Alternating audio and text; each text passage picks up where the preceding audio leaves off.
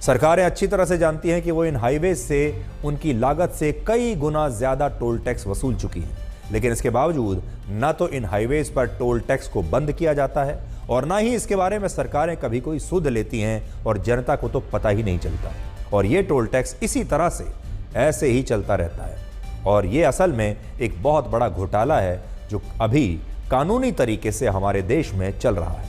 इसमें बड़े बड़े सरकारी अधिकारियों से लेकर हाईवे बनाने वाली कंपनियां और कॉन्ट्रैक्टर्स और यहां तक कि कई बड़े बड़े नेता भी शामिल हो सकते हैं। और ये घोटाला हर दिन, हर घंटे, हर मिनट और हर सेकंड हो रहा है, जिसे आप हमारी इस रिपोर्ट के जरिए आज समझ पाएंगे।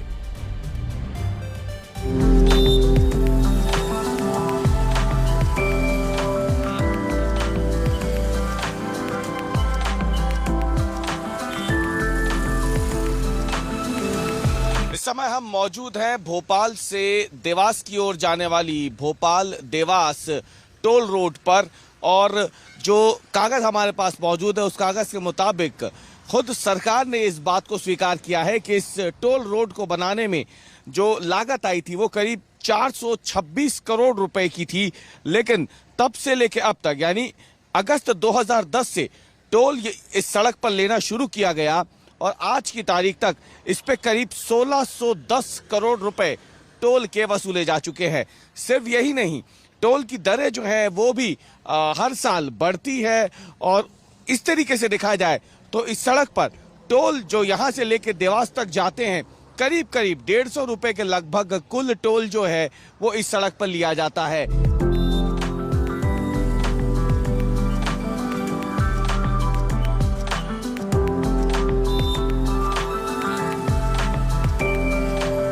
हाईवे वगैरह तो अच्छा है पर ये टोल वगैरह जो है सब महंगे हैं।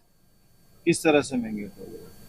टोल वगैरह जैसे गाड़ियाँ जाती हैं तो गाड़ियों के मतलब 100-150 रुपये लग रहे हैं, तो वही अगर कम लगे तो अच्छा है। और रोड टैक्स जब गाड़ी निकलती है, जब से हम टोल पे पैसा ले लेते हैं, रोड टैक्स का पैसा लेते हैं, सबका लेते हैं, तो फिर महंगा पड़ता ही है। इंदौर तक जाते हैं, इंदौर तक महंगा ही है, सिर्फ हर 50 किलोमीटर पर टोल आता है, महंगा टोल है। ये टोल नाके जो है सर, यहाँ क्या पैसा बहुत ज़्यादा लगता है। जैसे एक ये नया गांव का टोल है 35 रुपये यहाँ लगते हैं, पिपलिया मंडी में लगते हैं 55 रुपये, माननखेड़ा में लगते हैं, बिलपाक लगते हैं, ऐसे लेबर तक टोल ही टोल है सर। और बहुत सारा मतलब पैसा इस रोड पे लगता है।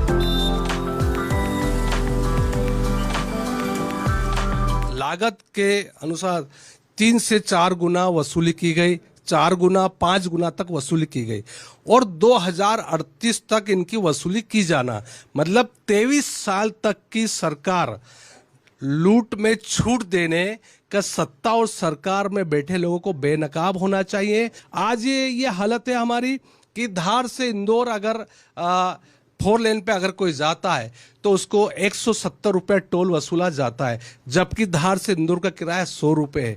तो कहीं उस यात्री को बस से जाने में कहीं ज़्यादा अधिक सुविधा है बजाय अपने निजी वाहन से।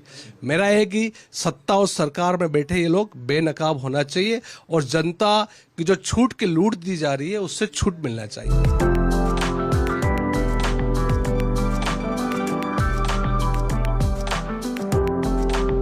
टोल नाके स्थापित किए जाते हैं उसमें भी बहुत सारी गड़बड़ियाँ होती है। इंदौर उज्जैन रोड इसका एक उदाहरण है। उद्देश्य ये था कि उज्जैन का जब कोई वाहन जब इंदौर जिले में आएगा तो टोल देगा और इंदौर का वाहन जब उज्जैन जिले में जाएगा तो वो टोल देगा। मैं हो ये रहा कि इंदौर के वाहन को इंदौर के टोल नाके पे टोल कट जाता है, तो इंदौर से मात्र 2-3 किलोमीटर इंदौर के जिले में घूमने वाले वाहन को भी इस पर टोल देना पड़ता है। उसी प्रकार उज्जैन के वाहनों को भी जो उज्जैन जिले में घूम रहे हैं उनको भी टोल लगता है। तो ये भी एक कहीं ना कहीं हम कह सकते हैं कि ठेकेदार की और अधिकारियों की मिलीभगत का एक परिणाम है और जनता इस अवैध वसूली से